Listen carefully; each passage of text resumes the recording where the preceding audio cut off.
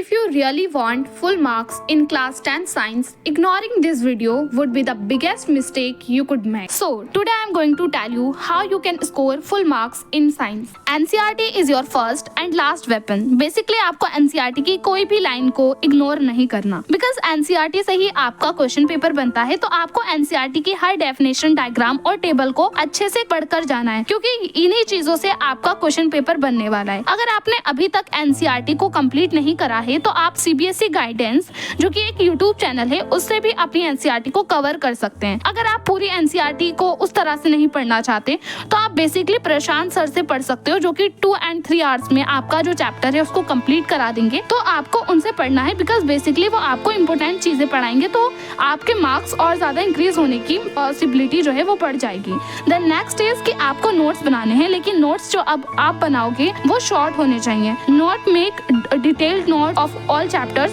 Because अगर आप detailed notes बनाओगे तो आपका टाइम लूज होगा एंड उससे आपको कोई बेनिफिट भी नहीं होने वाला। आपको किस चीज पर फोकस करना है? अपनी NCERT के ऊपर और अपने लेक्चर्स के ऊपर। और आप अगर शॉर्ट नोट्स बनाना चाहते हो तो बना सकते हो, लेकिन ये चीज आपको ध्यान रखनी है कि अगर आप शॉर्ट नोट्स बना रहे हो तो उसके अंदर कीवर्ड लिखना बहुत ज्यादा इंपॉर्टेंट है, क्योंकि जब आप क्वेश्चंस के आंसर भी लिखते हो उसके अंदर भी कीवर्ड आपको काफी ज्यादा हेल्प करते हैं। और अगर आप कीवर्ड लिखकर शॉर्ट नोट्स बनाओगे तो एग्जाम से पहले वो आपको काफी ज्यादा हेल्प करेंगे रिवाइज करने में जल्दी से। देन नेक्स्ट इज कि देखो NCERT के अंदर भी कुछ इंपॉर्टेंट चैप्टर्स होते हैं जो कि हाई वेटेज के होते हैं। बेसिकली यहाँ पर जैसे अगर मैं केमिस्ट्री की बात करूँ तो मेटल एंड नॉन मेटल और जो carbon and its compound chapter है, ये हाई वेटेज चैप्टर्स हैं। इनके जो है आपको रिएक्शन काफी ज्यादा मैटर्स करते हैं, तो इसलिए आपको इनके रिएक्शन जो है उनको बिल्कुल भी नहीं छोड़ना, और ये चैप्टर हाई वेटेज के हैं तो इनको इग्नोर नहीं करना। Next is physics. Basically physics के अंदर लाइट और इलेक्ट्रिसिटी चैप्टर आपका काफी ज्यादा मैटर करता है, और यहाँ से हाई वेटेज के क्वेश्चंस आने का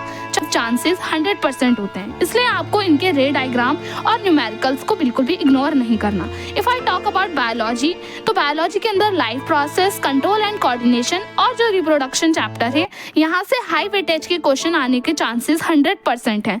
तो यहाँ से किस टाइप के क्वेश्चंस आते हैं? थ्योरी और डायग्राम की। तो आपको इन चैप्टर्स की थ्योरी को बिल्कुल भी इग्नोर नहीं करना और ना ही डायग्राम को। इज दैट कि आपको PYQ क्वेश्चंस को प्रैक्टिस करना है। बेसिकली आप जब अपने PYQ चैप्टर्स को प्रैक्टिस करेंगे, देखो सेम सिलेबस है और CBSE बोर्ड हर बार सेम सिलेबस से ही क्वेश्चन पेपर बनाता है। बेसिकली एक ही सिलेबस से हर बार क्वेश्चन बनाना और यूनिक क्वेश्चंस को बनाना पॉसिबल नहीं है, तो क्वेश्चंस काफ़ी ज़्यादा रिपीट हो जाते हैं CBSE बोर्ड में, जिसकी वजह से मैं आपको ये सजेस्ट करूँगी कि आप PYQ को बिल्कुल भी हल्के में ना लें। आपको PYQ क्वेश्चन ज़रूर सॉल्व करने हैं। थिंग इज दैट कि आपको एक्टिविटीज़ करनी है।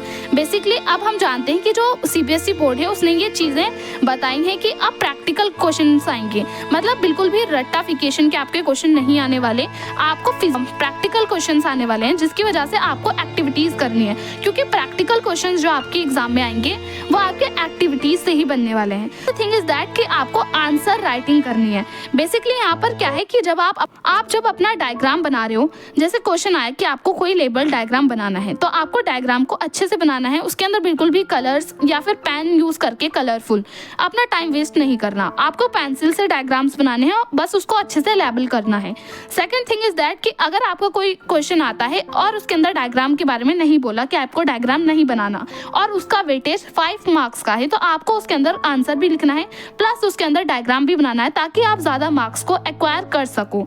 And next thing is that कि अगर आप शॉर्ट आंसर भी लिख रहे हो तो आपको उसके अंदर अपने कीवर्ड्स लिखना नहीं भूलना, बिकॉज आपके जो टीचर होते हैं वो आपके कीवर्ड्स के बेसिस पर ही आपको मार्क्स देते हैं, तो आपको कीवर्ड्स को बिल्कुल भी नहीं भूलना। And basically I want to tell you कि अपनी हेल्थ का आपको काफ़ी ज़्यादा ध्यान रखना है, क्योंकि eight the and it's you and your mind set. तो आपको अपनी हेल्थ, स्लीप और माइंड सेट के ऊपर ज़्यादा ध्यान देना है, और लास्ट डे आपको रिवीजन अच्छे से करनी है। अगर आपको नहीं पता कि एग्ज़ाम से पहले रिवीजन कैसे करते हैं, तो मैंने ऑलरेडी उसके ऊपर ये वाली वीडियो अपलोड कर रखी है, तो आपको इसको बिल्कुल भी मिस नहीं करना। इसे देखकर अगर आप जाएंगे तो I will definitely tell you कि आपका माइंड सेट अच्छा रहेगा, तो आपके मार्क्स के ऊपर इफेक्ट पड़ेगा उस चीज़ का और आपके मार्क्स इंक्रीज हो सकते हैं और आप 100% सिली मिस्टेक्स से बच सकते हैं। तो आपको इन चीज़ों को यूज़ करना है। And at the end I want to tell you कि साइंस में 100 मार्क्स लाना इम्पॉसिबल नहीं है बिल्कुल भी। अगर आप अच्छी स्ट्रेटजी का यूज़ करें और जो चीज़ें मैंने आपको बताई हैं अगर उनको आप 100% या 90% भी फॉलो कर लेते हैं तो आपके मार्क्स 50% तक इंक्रीज हो जाएंगे। And if this video helped you, then do not forget to like and subscribe to the channel because ऐसी ही और videos आने वाली हैं।